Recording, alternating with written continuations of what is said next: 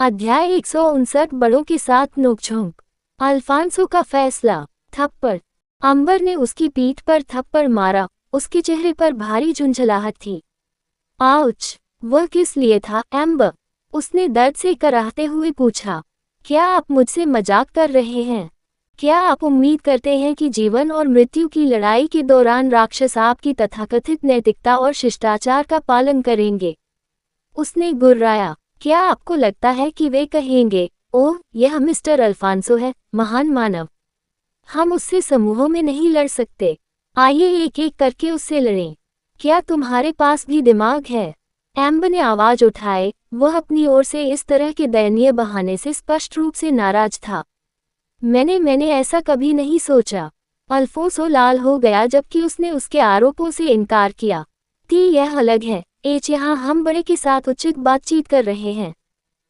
उसने तर्क करने की कोशिश की, लेकिन एम्बर ने केवल ऐसा चेहरा बनाया जो उसकी बात सुनने के लिए बहुत ऊब गया था। तुम जो चाहो करो। यदि तुम इतनी बुरी तरह मरना चाहते हो, तो जाओ और पहाड़ की चट्टान से कूद जाओ। मुझे कोई परवाह नहीं है।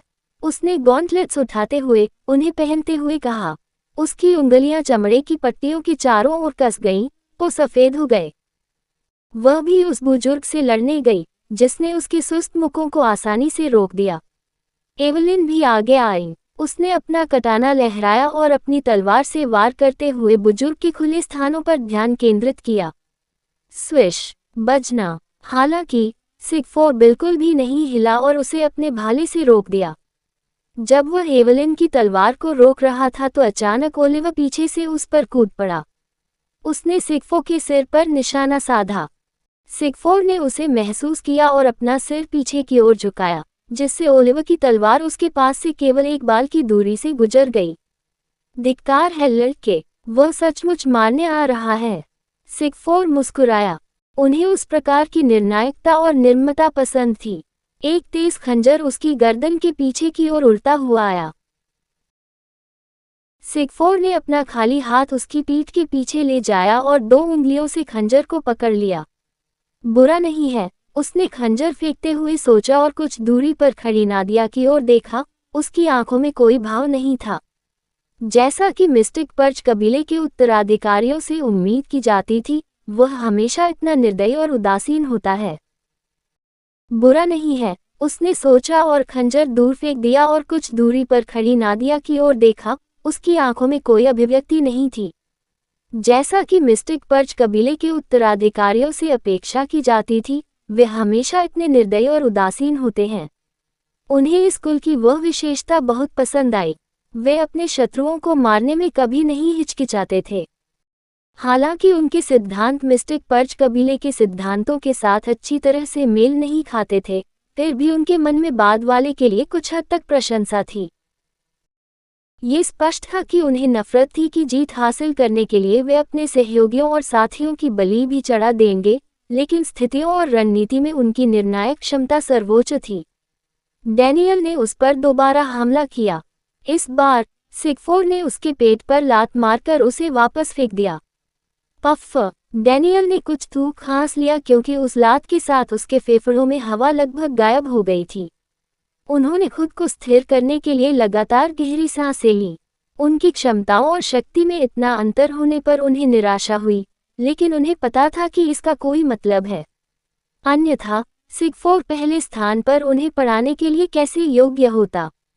उन्होंने सिगफोर को ये कहते हुए सुना, एक समय में एक ही तकनीक पर ध्यान केंद्रित करें।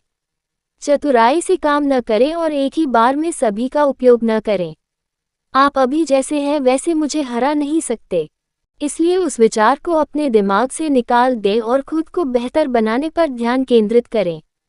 डैनियल ने दांत पीस लिए। उसे यह स्वीकार करना पड़ा कि वह सचमुच उस बूढ़े व्यक्ति को छू नहीं सकता। उन्हें पहले अपनी तकनीक सुधारने पर ध्यान देना था। बड़े ने सही कहा था। याद रखें, ये सिर्फ हमला करने के बारे में नहीं है। अपने प्रतिद्वंद्वी को पढ़ना, उनकी गतिविधियों को समझना और अनुकूलन करना सीखें। अब आओ। हाँ, वह कमजोर होकर उठा और अपनी मांसपेशियों को मोड़ लिया क्योंकि ऊर्जा उसके कोर में भर गई थी। वह अब बूढ़े व्यक्ति से मुकाबला करने के लिए एस्पेरा का उपयोग कर रहा था। हालांकि अंत में इससे कोई फर्क नहीं पड़ा। सामने से कमजोर दिखने वाला बूढ़ा बुजुर्ग बिल्कुल भी कमजोर नहीं था। उसने आसानी से अपने भाले से इसका मुकाबला किया और उसे फिर से वापस फेंक दिया।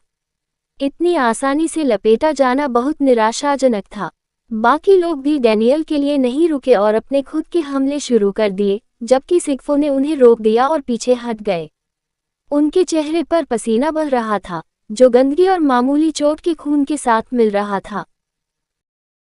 प्रत्येक असफल प्रयास ने केवल उनके दृढ़ संकल्प को बढ़ाया।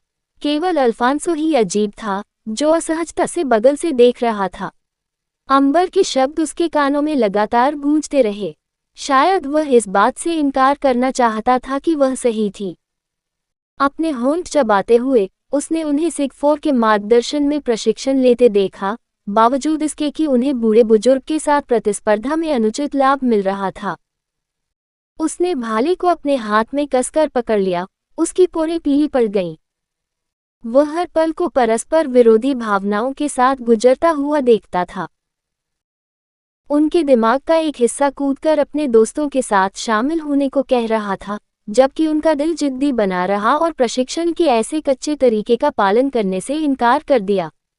तभी सिगफोर की आवाज़, पानी की तरह शांत, ऐसी लग रही थी जैसे उसने उसे संबोधित किया हो।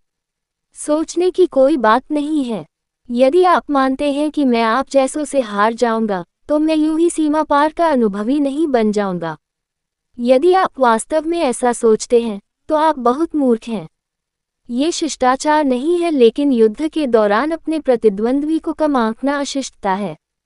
क्या मैंने तुम्हारी राय पूछी, लड़के? उसने आश्चर्यचकित होकर पूछा कि अल्फोंसो ने उसे उसकी राय पूछते हुए कब सुना था। बजना। जैसे ही वह जो कहना चाहता था, सिगफो ने एवलिन के कटाना को अवरुद्ध कर दिया। अगर इतना सब होने के बाद भी अल्फांसो को इस बात का एहसास नहीं हो पाया कि मौका उसके सामने है, तो वह उसकी मदद नहीं करेगा। वह एक कबीले का उत्तराधिकारी था। उनकी उम्र के बावजूद ऐसी कुछ चीजें थीं जिनके बारे में उन्हें खुद ही अनुमान लगाने में सक्षम होना चाहिए। उसे हस्तक्षेप करने की कोई आवश्यकता नहीं थी। ये सरल तार्किक विचार प्रक्रिया थी जिसे बनाने की उन्हें आवश्यकता थी। अल्फांसो के हाथ में भाले का वजन भारी हो गया। वह पॉलिश किए हुए ब्लेड में अपने प्रतिबिंब को घूरता रहा, उस साहस की तलाश करता रहा जिसकी उसे जरूरत थी। अंत में अल्फांसो फिर भी नहीं हिला और उसने अपने दिल की बात सुनी। वह चुपचाप उस क्षेत्र से निकल गया और अकेले प्रशिक्षण लेने के लिए एक कोने में चला गया। सिगफोर उससे निराश हुए बिना नहीं रह सका। फिर भी वह उसकी देखभाल के लिए वहां नहीं था। यदि उसने यही निर्णय लिया था, तो ऐसा ही होगा। कहानी खत्म। अलविदा।